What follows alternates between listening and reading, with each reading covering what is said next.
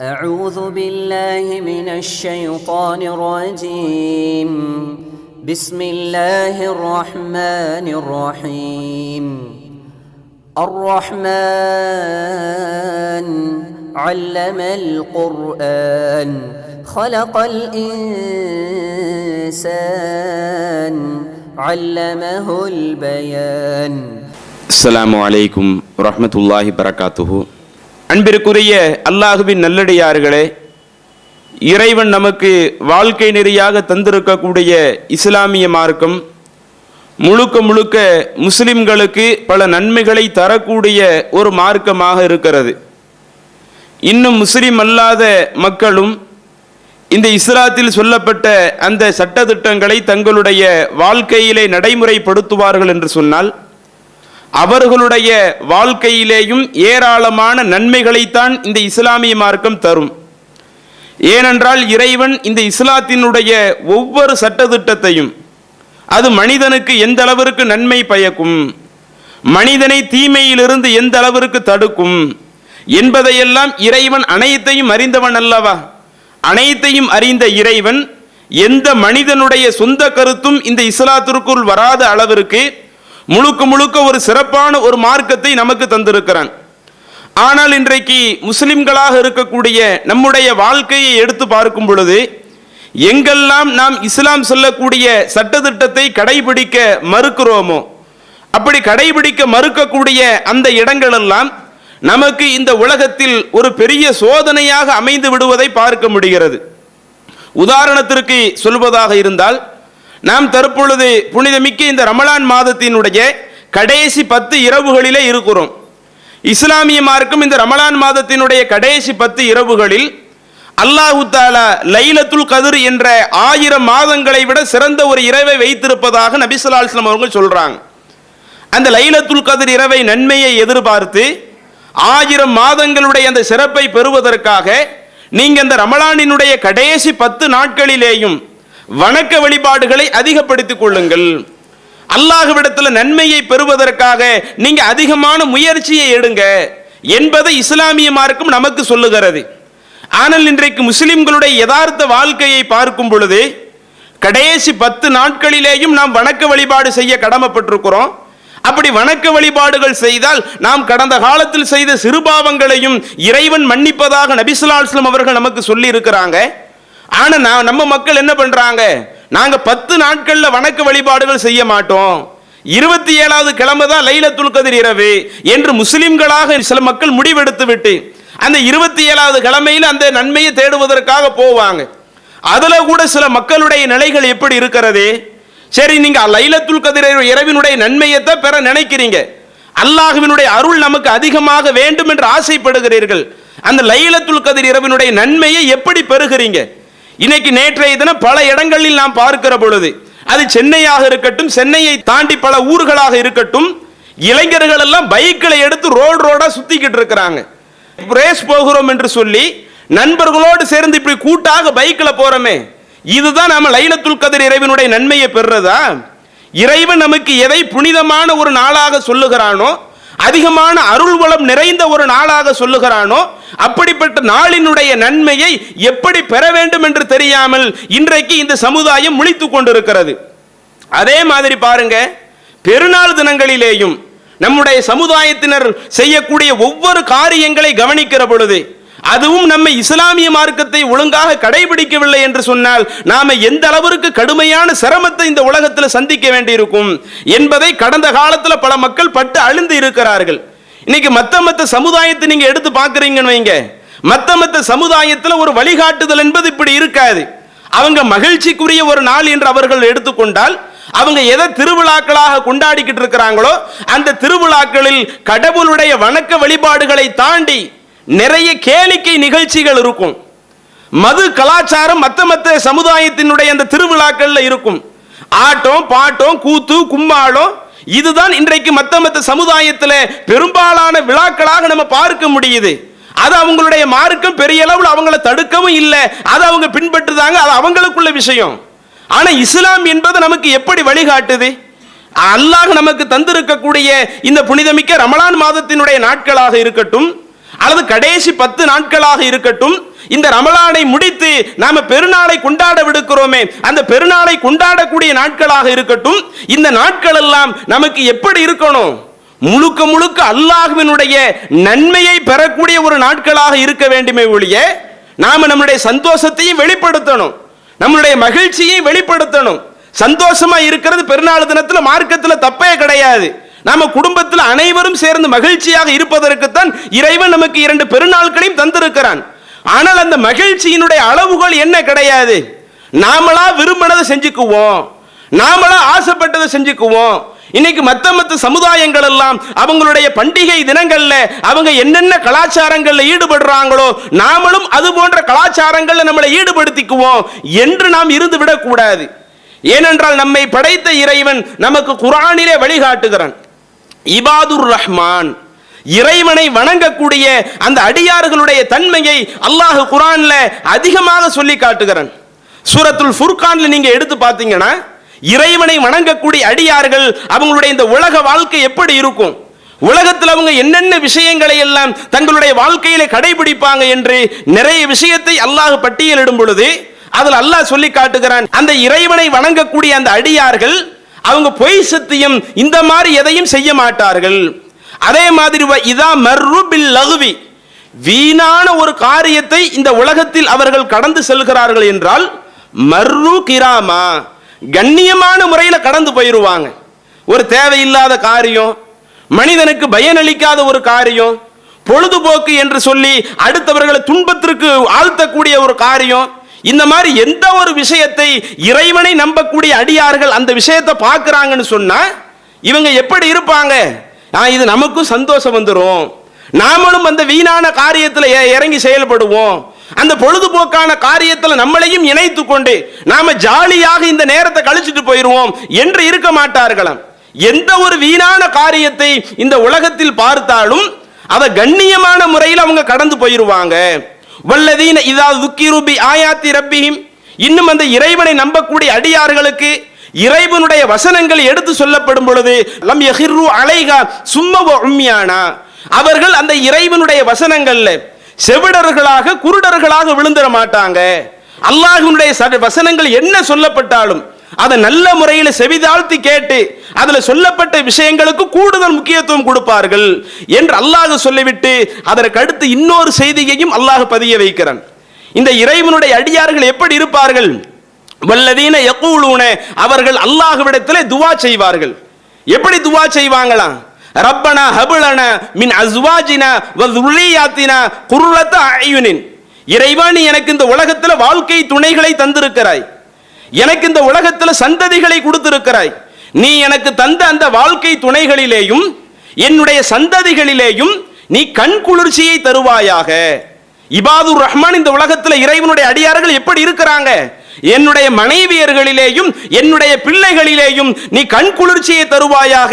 வஜஅல்னா லில் முத்தகீன இமாமா, எங்களை ஒட்டுமொத்த இறையச்சவாதிகளுக்கு ஒரு முன்னோடியாக ஆக்கி வைப்பாயாக. அப்ப எந்த அளவிற்கு அல்லாஹ் தன்னுடைய திருமறையில தன்னுடைய அடியார்களை பத்தி பேசுறான். இந்த இறைவனை நம்பக்கூடிய அடியார்கள் எல்லா மக்களுக்கும் ரோல் மாடலாக இருக்கணும்.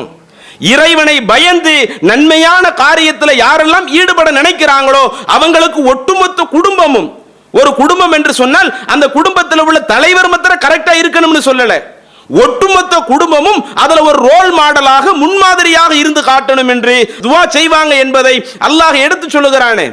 அப்ப இந்த வசனங்கள் எல்லாம் நமக்கு சொல்லக்கூடிய கருத்து என்ன? குறிப்பாக நாம இப்போ பெருநாள் தினத்திற்கு ரொம்ப சமீபத்தில் வந்துட்டோம். இன்னும் சில நாட்கள்ல நாம பெருநாளை சந்திக்க இருக்கிறோம். அந்த பெருநாள் தினத்துல நாம என்ன செய்யணும்? இறைவன் சொன்ன அடிப்படையில, மார்க்கம் கற்றுத்தந்த அடிப்படையில பல நன்மையான காரியங்களை செய்துதான் அடுத்தவங்களுக்கு முன்னுதாரணமாக இருக்க வேண்டுமே ஒழிய, நன்மையான காரியங்கள் எதுவுமே இல்லாம சந்தோஷமா எனக்கு சந்தோஷம் வந்தா போதும், நான் இந்த உலகத்துல ஜாலியா இருந்தா போதும் என்று மார்க்கம் தடுத்த காரியங்கள்ல நாம போய் விழுந்துடக்கூடாது. பிறருக்கு தொல்லை தரக்கூடிய எந்த ஒரு காரியத்தை நாம செய்திடக்கூடாது. ஆனா இன்னைக்கு என்ன நடந்துகிட்டு இருக்குது அதையும் எடுத்து பாருங்களேன். நம்ம சமூகத்தில் பெருநாளைக்கு முந்தின அந்த இரவை நீங்க பாத்தீங்கன்னா, பிறை பார்த்தா நாம பெருநாள் கொண்டாடுவோம்ல, பிற தெரிஞ்சிருச்சு நாளையே, அன்னைக்கு இரவு நேரம் முழுக்க முழுக்க எங்கெல்லாம் முஸ்லிம்கள் அதிகமாக இருக்கிறாங்களோ அதிகமாக இருக்கக்கூடிய அந்த ஊர்களை எடுத்து பாருங்கள், அல்லது முஸ்லிம்கள் குறைவாக இருந்தாலும் முஸ்லிம்கள் வசிக்கக்கூடிய அந்த பகுதிகளை எடுத்து பாருங்க. இளைஞர்கள் முழுக்க முழுக்க இரவு நேரத்தில் பைக்ல தேவையில்லாம அங்க போறது இங்க வர்றது, இன்னும் அது ஒழுங்கா போகணுமா இல்லையா, ரொம்ப ஃபாஸ்டா போகிறது, போகக்கூடிய மக்களுக்கே ரொம்ப இடைஞ்சல் தரக்கூடிய விதத்துல பைக்கை ஓட்டி கொண்டு செல்வது, இதனால எத்தனை உயிர் இழப்புகள் கடந்த காலத்தில் நடந்திருக்குது. மேலம்பாளையம் போன்ற ஊர்களில் பெருநாளைக்கு முந்தைய தினத்துல பைக் ரேஸ் போறோம்ட்டு போய் ஒண்ணுக்கு 2 பேர் பைக்ல வேகமா போய் அதுல ஸ்டாண்ட வந்து தரையில உரசணும்னு சொன்னா அது ஒரு நெருப்பு மாதிரி வரும், தீ மாதிரி அனல் பறக்கும் என்று சொல்லி ஸ்டாண்ட உரசி போகும் பொழுது அவங்க போன ஸ்பீடுல என்ன நடக்குது, பைக் நில தடுமாறி ஆள் கீழே விழுந்து அந்த பையன் இறந்து போறான். இதுதான் பெருநா சந்தோஷமா? இப்படி ஒரு குடும்பத்தில் ஒருவன் இறந்து போறான், தன்னுடைய மகன் இறந்து போயிட்டான்னு வைங்க, அந்த தாய் அந்த பெருநாள் தினத்தை சந்தோஷமா கொண்டாட முடியுமா? அந்த தந்தை அவங்களோடு உடன் பிறந்தவங்களுக்கு அந்த பெருநாளுடைய மகிழ்ச்சி அது உண்மையிலேயே சந்தோஷத்தை தரக்கூடிய விதத்தில் இருக்குமா? அப்ப இதையே நாம சிந்திக்கிறது இல்லை. மார்க்கம் இதையெல்லாம் நமக்கு அழகா சொல்லி காட்டுதே. இறைவனுடைய அடியார்கள் அவங்க ஒரு தேவையில்லாத ஒரு காரியத்தை இந்த உலகத்துல பாக்குறாங்கன்னா, ஒரு வீணான ஒரு காரியத்தை பாக்குறாங்கன்னா அதுல தன்னை ஈடுபடுத்தி போக மாட்டாங்க. கண்ணியமான முறையில எனக்கும் இதுக்கு சம்பந்தம் கிடையாது, என்னுடைய மார்க்கு எனக்கு இதை வழிகாட்டல, நான் இது போன்ற எந்த ஒரு காரியத்தை செய்ய மாட்டேன் என்று கண்ணியமான முறையில் விலகி போகணுமா இல்லையா? இன்னைக்கு அந்த ஒரு நிலையை பார்க்க முடியல. இன்னும் இதையும் விட ஒரு படி மேல பெருநாள் அன்றைக்கு நம்மளுடைய சில இஸ்லாமிய குடும்பங்கள்ல நடைபெறக்கூடிய சில நிகழ்வு. அன்னைக்கு என்ன செய்யறாங்க, காலையில தொழுதுருவாங்க, தொழுது முடிச்ச உடனே அங்க இருக்கிற பசங்க அங்க இருக்கிற ஆண்கள்ல சில ஆட்கள் அப்படியே டாஸ்மாக் கடைக்கு போறது, தண்ணி அடிக்கிறது, தண்ணி அடிச்சுட்டு ரோட்ல வந்து சண்டை போட்டுக்கு நிக்கிறது. இதுதான் பெருநாள் கொண்டாட்டமா? மத்த சமுதாயத்தில் நீங்க எடுத்து பார்த்தீங்கன்னா ஒரு பண்டிகை என்று வந்து விட்டால் அந்த டாஸ்மாக் கடையில வச்சு நடத்துறவங்களுக்கு அது ஒரு பெரிய ஒரு விஷயமா இருக்கும். சரி, இன்னைக்கு நம்ம நிறைய கல்லா கட்டிடலாம், இன்னைக்கு நிறைய வருமானம் நமக்கு கிடைச்சிரும். ஏன்னா மத்த சமுதாயத்தில் அப்படி பண்டிகை தினத்துல ஒரு கட்டுப்பாடுகள் எல்லாம் அவர்களுக்கு அந்த அளவுக்கு சொல்லப்படாது. ஆனா நம்முடைய மார்க்கத்துல நீங்க பெருநாள் தினத்துல எப்படினாலும் நடந்துக்கிடுங்க. மத்த நாட்கள் அல்லாஹு தஆலா உங்களுக்கு எதையெல்லாம் தடுத்து இருந்தானோ, எதையெல்லாம் ஹராமாக்கி இருந்தானோ அதை நீங்க பெருநாள் சந்தோஷத்துல நீங்க தாராளமாக செய்துக்கிடுங்க என்று அல்லாஹு தஆலா நமக்கு ஏதாவது சொல்றானா? அப்ப மார்க்க நமக்கு அழகாக வழிகாட்டி இருந்தும் சில மக்கள் அந்த பெருநாள் தினத்துல சந்தோஷத்தை வெளிப்படுத்துகிறோம் என்ற பெயரில், இன்னும் சொல்ல போனா பிரமத சகோதரர்களோடு சேர்ந்து இருந்து கொண்டு என்ன செய்யறாங்க, வாங்க நம்ம எல்லாரும் சேர்ந்து இன்னைக்கு நம்ம ஜாலியாக தண்ணி அடிப்போம். அப்ப அடுத்தவங்களுக்கு நாம என்ன ஒரு முன்னுதாரணத்தை காட்டிக்கிட்டு இருக்கிறோம்? பெருநாள் தினத்தில் நம்ம எப்படிப்பட்ட ஒரு சிறந்த முன்னுதாரணத்தை காட்ட கடமைப்பட்டிருக்கிறோம்? இறைவனை மகிழ்ச்சிக்குரிய அந்த நாட்களில் நாம பெருமைப்படுத்துவதற்கு எவ்வளவு நாம பிற ஆட்களுக்கு ரோல் மாடலாக இருக்க கடமைப்பட்டிருக்கிறோம். ஆனா இன்னைக்கு நாம என்ன செய்யறது கிடையாது. அடுத்தவங்களுக்கு முன்னுதாரணமாக இருப்பதை விட இப்படி யாரும் வந்துடக்கூடாது என்று சொல்லக்கூடிய அளவிற்கு மோசத்திற்கு நாம இன்னைக்கு முன்னுதாரணமா மாறிக்கிட்டு இருக்கிறோமா இல்லையா? இன்னும் சில மக்களை எடுத்துக்கிட்டா அந்த பெருநாள் தினத்துல ஜாலி என்ற பெயரில், சந்தோஷம் என்ற பெயரில் நம்ம தியேட்டருக்கு போவோம். ஏன்னா இந்த ஒரு மாத காலம் அல்லாஹ் ஷைத்தானுக்கு விளங்கிட்டு வச்சிருந்தானா இல்லையா? நம்ம எந்த ஒரு படத்தையும் பார்க்காம இருந்தோமா இல்லையா? அதனால இந்த ரமலானை முடித்த பிறகு தக்குவாவுக்காக இறையச்சத்தை வளர்ப்பதற்காக ஒரு மாசம் நோன்பை கடைபிடிச்சோம். அந்த ஒரு மாசம் நோன்பை கடைபிடிச்ச பிறகு அந்த நோன்பினுடைய பண்டிகையை நாம கொண்டாடும் பொழுது அந்த பெருநாளினுடைய சந்தோஷத்தை எப்படி வெளிப்படுத்துறோம்? தியேட்டர்ல எங்க புது படம் போடுறான், புது படத்துக்கு நம்ம பார்க்க போயிருவோம். அப்ப இப்படி நம்மளுடைய சமுதாயம் போனா நாம் அடுத்தவங்களுக்கு ரோல் மாடலாக இருக்க முடியுமா? ஆனா அல்லாஹ்வுடைய தூதரும் இந்த சமுதாயத்தை உருவாக்கினார்கள். எப்படி உருவாக்கினாங்க? பெருநாள் தினத்துல என்னென்ன செய்வதற்கு அனுமதி கொடுத்தாங்க, பெருநாள் தினத்துல என்னென்ன செய்வதற்கு அனுமதி கொடுக்கல. ஒருவன் தன்னுடைய சந்தோஷத்தை வெளிப்படுத்துவதாக இருந்தால் தன்னுடைய ஆடையில் சந்தோஷத்தை வெளிப்படுத்திக்கிடலாம். மார்க்கம் அனுமதித்த வகையில ஆண்கள் ஆடை அணிவது, எவ்வளவு காசு கொடுத்தினாலும் ஆடை அணிவது, அல்லாஹ் நமக்கு பொருளாதாரத்தை தாராளமாக வாரி வழங்கி இருக்கிறான்னு வைங்க, எவ்வளவு காசு கொடுத்தினாலும் நாம் ஆடையை அணிந்து கொள்ளலாம். அதே போல பெண்களும் தங்களுக்கு விருப்பமான ஒரு ஆடையை மார்க்கம் சொன்ன அடிப்படையில் அணிந்து கொள்ளலாம். இதுக்கு மார்க்கம் நமக்கு எந்த ஒரு தடையும் பிறப்பிக்கல. இன்னும் சொல்ல போன நாம ஹதீஸ்ல பார்க்கிறோம், சஹீஹுல் புகாரியில பதிவு செய்யப்பட்ட ஒரு நபிமொழி, உம்மு அத்தியா ரதியல்லாஹு அன்ஹா அவங்க குறிப்பிடுறாங்க, பெருநாள் தினத்துல குன்னா நுமரு அன் நஹ்ருஜ யௌமல் ஈதி ஹத்தா நுஹ்ரிஜல் பிக்ர், பெருநாள் நேரத்தில் நாங்கள் பெண்களாகி எங்களுக்கு அல்லாஹ்வுடைய தூதர் சில கட்டளைகளை எல்லாம் போட்டிருந்தாங்க. எப்படி கட்டளை போட்டிருந்தாங்க? எங்கள கன்னி பெண்களாக இருக்கிறவங்க, அதே போல தொழுகை இல்லாத பெண்கள், அவங்களும் என்ன செய்யணும்? பெருநாள் தினத்தன்று திடலுக்கு வர வேண்டும் என்று நாங்கள் ஏவப்பட்டோம். பெருநாள் தினத்தில் அல்லாஹ்வுடைய தூதர் மத்த தொழுகையை பொறுத்த வரையில பெண்கள் பள்ளிவாசல்ல தொழுவது, தொழுகாமல் இருப்பது அது அவங்களுக்கு வழங்கப்பட்ட சலுகை. ஒரு பெண் விரும்பினா பள்ளிவாசல்ல தொழுது கிடலாம், ஒரு பெண் விரும்பினா பள்ளிவாசல்ல தொழாம வீட்டில் தொழுது கிடலாம். ஆனால் பெருநாள் தினத்தில் பெண்களாகி நாங்க என்ன கட்டளையிடப்பட்டோம்? அது நாங்க திருமணம் முடிக்காத ஒரு கன்னி பெண்களாக நாம இருந்தாலும், அல்லது எங்களுக்கு தொழுகையே இல்லாத ஒரு நிலைகளில் நாங்க இருந்தாலும், நாங்க கண்டிப்பாக திடலுக்கு வர வேண்டும் என்று கட்டளையிடப்பட்டோம். திடலுக்கு நாங்க என்ன செய்யணும்? பெருநாள் தினத்தில் அல்லாஹ்வுடைய தூதர் எங்களுக்கு என்ன உத்தரவிட்டாங்க? ஃபயக்பர்னபி தக்பீரிஹிம், மற்றவர்கள் எல்லாம் அந்த பெருநாள் திடலில் இருந்து அல்லாஹ்வை பெருமைப்படுத்துவார்கள். அந்த பெருநாள்ல நாம செய்ய வேண்டிய காரியங்கள் என்ன? கேளிக்கையான காரியத்தில் ஈடுபட சொல்லல, தேவையில்லாத காரியத்தில் ஈடுபட்டு நமக்கு நாமே பல சிரமத்தை வர வச்சுக்கிட சொல்லி இஸ்லாம் சொல்லல. மற்றவர்கள் எல்லாம் அந்த திடலில் இருந்து அல்லாஹ்வை பெருமைப்படுத்துவார்கள், இறைவனை மகத்துவப்படுத்துவார்கள். அதுபோல நாங்களும் அந்த திடலில் இருந்து அல்லாஹ்வை மகத்துவப்படுத்த வேண்டும். இன்னும் அடுத்தவர்கள் அந்த பெருநாள் தினத்தில் இறைவனிடத்தில் அதிகம் அதிகம் மன்றாடுவார்கள், திடல்ல இருந்து துஆ செய்வாங்க. அதுபோல நாங்களும் துஆ செய்யணும். தொழுகை இல்லாட்டில் நாங்கள் திடலுக்கு வர வேண்டிய அவசியம் என்ன? அடுத்தவங்க தக்பீர் சொல்ற மாதிரி நாங்களும் என்ன செய்யணும்? இறைவனை தனிப்பட்ட முறையில் தக்பீர் சொல்லணும், பெருமைப்படுத்தணும். அடுத்தவங்க திடல்ல இருந்து துஆ செய்யறாங்கல்ல, இறைவனுடைய அந்த அன்பை பெறுவதற்கு, இறைவனுடைய உதவியை பெறுவதற்கு அடுத்தவங்க துஆ செய்யறாங்கல்ல, அந்த மாதிரி நாங்களும் துஆ செய்வதற்கு அங்கே பணிக்கப்பட்டோம். எர்ஜூன பரக்கத்த தாலிக்கல் யோம், இப்படி இது போன்ற நல்ல காரியத்தில் ஈடுபட்டு அந்த பெருநாள் தினத்தினுடைய ஒரு பரக்கத்தை நாங்கள் ஆதரவு வைப்பதற்காக, அந்த பரக்கத்தை நாங்கள் அடைவதற்காக இந்த மாதிரியான பணிகளுக்கு தான் நாங்கள் பணிக்கப்பட்டோம். அல்லாஹ்வுடைய தூதர் பெண்களாகிய எங்களை கண்டிப்பாக திடலுக்கு வந்து ஆகணும் என்று சொன்னார்கள். அப்ப பெருநாள் தினத்தில் நாம செய்ய வேண்டிய அடிப்படையிலான வேலை என்ன?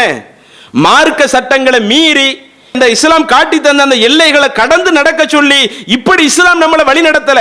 இந்த பெருநாள் தினத்தில் அல்லாஹ் நமக்கு ஒரு மகிழ்ச்சியை வெளிப்படுத்துவதற்காக என்ன உணவுகள் வேண்டுமானாலும் மார்க்கம் அனுமதித்த உணவுகளை நாம் சாப்பிட்டுக் கொள்ளலாம். உடைகள், எத்தனை உடைகள் நம்மளை வாங்கி உடுத்த முடியுதோ, ஒரு வசதியை நாம் பெற்றிருக்கிறோமோ அவ்வளவு உடைகள் நாம வாங்கிக்கிடலாம். நம்ம சொந்த பந்தத்தோடு நல்ல முறையில் சந்தோஷமாக இருந்துக்கிடலாம். அக்கம் பக்கத்தில் உள்ளவங்களுக்கு நாம சாப்பாடாக்கி அதை அடுத்தவங்களுக்கு கொடுத்துக்கிடலாம். பிரமத நண்பர்கள் இருக்கிறாங்களா, அவங்களையும் பெருநாள் தினத்தில் அவங்களுக்கு நாம சாப்பாடு தயார் பண்ணி நாம கொடுத்துக்கிடலாம்.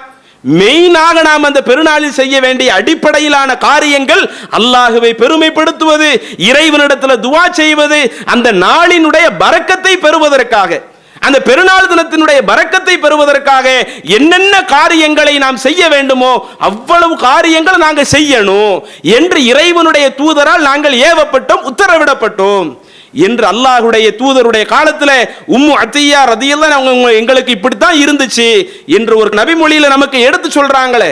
அப்ப இதை நாம கவனத்தில் கொண்டு எதிர் வரக்கூடிய அந்த ரமலான் நோன்பு பெருநாளை நம்ம தேவையற்ற காரியத்தில் கழிச்சு, வீணான காரியத்தில் செலவழிச்சு அல்லாஹ்விடத்தில் கடுமையான தண்டனையை பெறுவதை விட, நிறைய குற்றத்தை சம்பாதிச்சு மறுமை நாளில் பாவியாக நாம் மாறுவதை விட, இறைவன் நமக்கு அனுமதித்த வகைகளில் நாம் சந்தோஷமாக இருந்துவிட்டு அல்லாஹ்வை அதிகம் பெருமைப்படுத்தக்கூடிய ஒரு நிலையில் இருக்கணும்.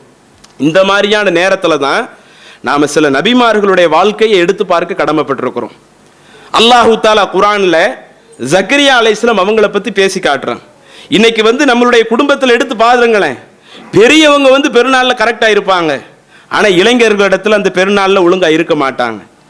அல்லது சில குடும்பங்கள்ல பெண்கள் கரெக்டாக இருப்பாங்க, ஆண்கள் அந்த பெருநாள் தினத்துல கரெக்டா இருக்க மாட்டாங்க. அப்ப இப்படித்தான் நம்மளுடைய பெருநாள் வணக்கங்கள் எல்லாம் இது நாள் வரை போய்கிட்டு இருக்குது.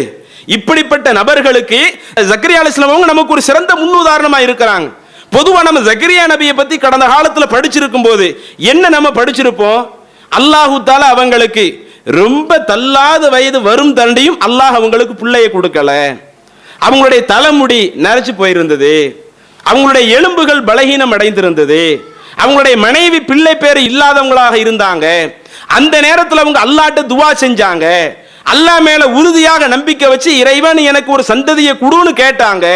அல்லாஹு தாலா ஜக்கரியா நபிக்கு யஹ்யா என்ற ஒரு குழந்தைய அல்லாஹு தாலா கொடுத்தான் என்ற அந்த ஒரு செய்தியை அப்ப இந்த உலகத்தில் நாம் அல்லாஹ்விடத்தில் ரொம்ப வலியுறுத்தி கேட்க வேண்டும் என்பதற்கு அந்த ஜக்கரியா நபியினுடைய வரலாறை எடுத்து படிச்சிருப்போம். ஆனால் அதே ஜக்கரியா நபியினுடைய வரலாற்றிலே வேறு சில படிப்பினைகளையும் அல்லாஹ் நமக்கு சொல்லி தருகிறான். குர்ஆன்ல ஜக்கரியாவை நீங்கள் நினைத்து பாருங்கள். இத் நாதா ரப்பஹு, அந்த ஜக்கரியா அலைஹிஸ்ஸலாம் அவர்கள் தன்னுடைய இறைவனிடத்திலே பிரார்த்தனை செய்தார்கள். ரப்பி லா ததர்னி ஃபர்தா, இறைவா என்னை தனி ஆளாக விட்டு விடாதே. வ அன்த கைருல் வாரிசின், நீந்த எல்லா நபர்களுக்கும் குழந்தையை வழங்கக்கூடியவன், எனக்கு குழந்தை இல்லாம ஒரு தனிக்கட்டையாக என்னை இந்த உலகத்தில் விட்டுறாத என்று ஜக்கரியா நபி அல்லாஹ்ட்ட துவா செஞ்சாங்க. ஃபஸ்தஜப்னா லஹு, அந்த ஜக்கரியா அலைஹிஸ்ஸலாம் அவங்க கேட்ட அந்த துவாவை நாம் ஏற்றுக்கொண்டு விட்டோம். அவங்க கேட்ட மாதிரி அவங்களுக்கு என்ன செஞ்சோம்? வஹப்னா லஹு யஹ்யா, யஹ்யா என்ற ஒரு குழந்தையை அவங்களுக்கு கொடுத்துட்டோம் என்ற ஒரு தகவலை சொல்லிட்டு அதுக்கு அடுத்து அல்லாஹ் சொல்றான் அஸ்லஹ்னா லஹு ஜௌஜஹு. ஜக்கரியா அலைஹிஸ்ஸலாம் அவங்க அல்லாஹ்வுடைய தூதர் தான். அந்த தூதரை பற்றி பேசும்போது என்ன பேசுறான்? அவங்களுக்கு மனைவி ஒரு ஆள் இருந்தாங்கல்ல, ஒரு பெண்மணி இருந்தாங்கல்ல, அந்த மனைவியை சிறந்த பெண்ணாக நம்ம ஆக்கி கொடுத்தோம். அதே மாதிரி அல்லாஹ் இன்னும் சொல்லுகிறான், இன்னஹும் கானு யுசாரிஊன ஃபில் கைராத். அவங்க குடும்பமே எப்படி இருந்துச்சு? ஜக்கரியா நபியாக இருக்கட்டும், அவங்க மனைவியாக இருக்கட்டும், தள்ளாத வயதுல வந்த பிறகு அல்லாஹ் தஆலா ஒரு குழந்தை அன்பளிப்பு செய்தானே, யஹ்யா என்ற ஒரு குழந்தையை கொடுத்து அவங்கள நபியாக கூட அல்லாஹ் ஆக்கி வச்சானே. அப்ப அந்த யஹ்யா என்ற அந்த குழந்தையாக இருக்கட்டும், இவங்க அனைவருமே எப்படி இருந்தாங்க? அந்த ஒட்டுமொத்த குடும்பமும் எப்படி இருந்தது? கானு யுசாரிஊன ஃபில் கைராத், மார்க்கம் சொன்ன நன்மையான காரியத்தை ஒருவருக்கொருவர் போட்டியிட்டு செய்யக்கூடியவர்களாக இருந்தார்கள் என்று அல்லாஹு தஆலா தன்னுடைய திருமறையில் சொல்லிவிட்டு வயதுஊனனா ரகபா வ ரஹபா, இன்னும் அந்த ஒட்டுமொத்த குடும்பமும் என்ன தேவை இருந்தாலும் அல்லாஹ்விடத்தில் ஒரு அச்சத்தோட, அல்லாஹ்விடத்தில் ஒரு ஆவலோடு துவா செய்யக்கூடியவங்களாக இருந்தாங்க. வகானு லனா ஹாஷியின், அவங்க ஒட்டுமொத்த குடும்பமும் இறைவனுக்கு அஞ்சி நடக்கக்கூடியவர்களாக எல்லா நேரத்திலேயும், பெருநாள் தினம் மட்டுமல்ல, அவங்களுடைய அனைத்து நாட்களும் எப்படி இருக்கிறது? அந்த ஒட்டுமொத்த குடும்பத்தினுடைய வாழ்க்கை முறை எப்படி இருக்கிறது? இறைவன் சொன்ன அடிப்படையில் எல்லா விஷயத்திலும் அல்லாஹ்வுக்கு அஞ்சி நடந்தாங்க. இறைவன் சொன்ன அடிப்படையில் நன்மையான காரியத்தில் குடும்பத்துக்குள்ள ஒரு போட்டி நடக்கும். நீங்க நிறைய நன்மை பண்றீங்களா, நான் நிறைய நன்மை பண்றேனா என்று இப்படி நன்மையான விஷயத்துல ஒருவருக்கு ஒருவர் போட்டியிடக்கூடிய ஒரு குடும்பமாக அவங்களுடைய குடும்பம் இருந்தது என்று அல்லாஹ் குர்ஆன்ல மேற்கோள் காட்டுறானே. இந்த வரலாறு நமக்கு எதற்காக சொல்லப்படணும்? இன்னைக்கு நம்முடைய குடும்பம் அப்படி உருவாகி இருக்குதா? அதிலும் குறிப்பாக நாம எதை அல்லாஹ்வுடைய அருள் நிறைந்த ஒரு நாளாக நினைக்கின்றோமோ, எந்த மாதத்தின் ரமலான் மாதத்தை இறைவனுடைய அருள் நிறைந்த மாதம்னு சொல்றோமா இல்லையா? அப்ப இந்த மாதத்தில் இருக்கட்டும் அல்லது பெருநாள் தினங்கள்ல இருக்கட்டும், அதுல நம்ம குடும்பம் எப்படி இருக்குது? நம்ம குடும்பத்தில் உள்ள பெரியவங்க எப்படி இருக்கிறாங்க? நம்ம குடும்பத்தில் உள்ள சின்னவங்க எப்படி இருக்கிறாங்க? நம்ம குடும்பத்தில் பெண்கள் எப்படி இருக்கிறாங்க? நம்ம குடும்பத்தில் இளைஞர்கள் எப்படி இருக்கிறாங்க? எல்லாரும் நன்மையான காரியத்தில் போட்டியிடக்கூடிய மக்களாக இருக்கிறோமா, அல்லது சில மக்கள்கிட்ட மாத்திரம் நன்மை இருக்குது, மற்ற பல மக்கள்கிட்ட தீமையான காரியமாக இருக்குதா? அப்ப இதையெல்லாம் பார்த்து நாம் நம்முடைய குடும்பத்தை சீர்படுத்த வேண்டிய ஒரு கட்டத்தில் இருக்கிறோம். இன்னும் அல்லாஹு தஆலா தன்னுடைய திருமறையில இப்ராஹிம் நபியை பற்றியும் குறிப்பிடுகிறான். இப்ராஹிம் நபிக்கு அவங்களுக்கும் ரொம்ப தள்ளாத வயதுல தான் குழந்தையை தர்றான். பொதுவா ஒரு ஆளுக்கு குழந்தை என்பது ரொம்ப தள்ளாத வயதுல கிடைக்குதுன்னு வைங்க, அந்த குழந்தை மேல ரொம்ப பாசமேல பொழிஞ்சிருவாங்க. அந்த குழந்தை என்ன கேட்டாலும் வாங்கி கொடுத்துருவாங்க. அந்த குழந்தை என்ன தவறு செய்தாலும் கண்டிக்க மாட்டாங்க. இதுதான் இன்றைக்கு உலகத்தில் பெரும்பாலான பெற்றோர்களுடைய இயல்பு. ஆனா ஜக்கரியா நபி அப்படி இருக்கல்ல. தள்ளாத வயதில் அவங்க இருந்தும் தன்னுடைய குழந்தைகளை மார்க்க அடிப்படையில் கொண்டு வந்துட்டாங்க. அதே போல இப்ராஹிம் நபியை பற்றி அல்லாஹ் குர்ஆன்ல என்ன சொல்லி காட்டுறான்? காபத்துல்லாவை புனர் நிர்மாணம் செய்ய சொல்லி அல்லாஹ் தஆலா இப்ராஹிம் நபிக்கும் அவங்களுடைய மகன் இஸ்மாயில் அலைஹிஸ்ஸலாம் அவர்களுக்கும் உத்தரவிடுகிறான். இருவரும் அந்த வேலையை செய்து முடிக்கிறாங்க. செய்து முடித்த பிறகு இப்ராஹிம் நபி அல்லாஹ்விடத்தில் துவா செய்றாங்க, ரப்பனா வஜஅல்னா முஸ்லிமைனி லக, இறைவா எங்க ரெண்டு பேத்தையுமே உனக்கு கட்டுப்பட்டு நடக்கக்கூடிய அடியார்களாக நீ ஆக்கி வச்சிரு. வமின் துர்ரியத்தினா உம்மத்தன் முஸ்லிமத்தன் லக், எங்களுக்கு அடுத்து வரக்கூடிய எங்களுடைய சந்ததிகளையும் உங்களுக்கு கட்டுப்பட்டு நடக்கக்கூடியவர்களாக இறைவா நீ ஆக்கி வைப்பாயாக. வ அரினா மனாசிக்கனா, எங்களுடைய வணக்க வழிபாடுகளை நீ கற்றுத் தருவாயாக. வதுப் அலைனா, நாங்கள் செய்யக்கூடிய பாவங்களை நீ மன்னிப்பாயாக, இன்னக அன்த தவ்வாபுர் ரஹீம், நீ பாவத்தை மன்னிக்க கூடியவனாக, நீ கருணை மிக்கவனாக இருக்கிறாய். இப்ராஹிம் நபி துவா செஞ்சாங்க, இறைவன் நான் மட்டும் உனக்கு கட்டுப்பட்டு நடக்கணும், என் பிள்ளை அது பின்னாடி பார்த்துக்கிடட்டும், இப்ப எப்படினாலும் இருந்துக்கிடட்டும், அப்படி சொல்லல.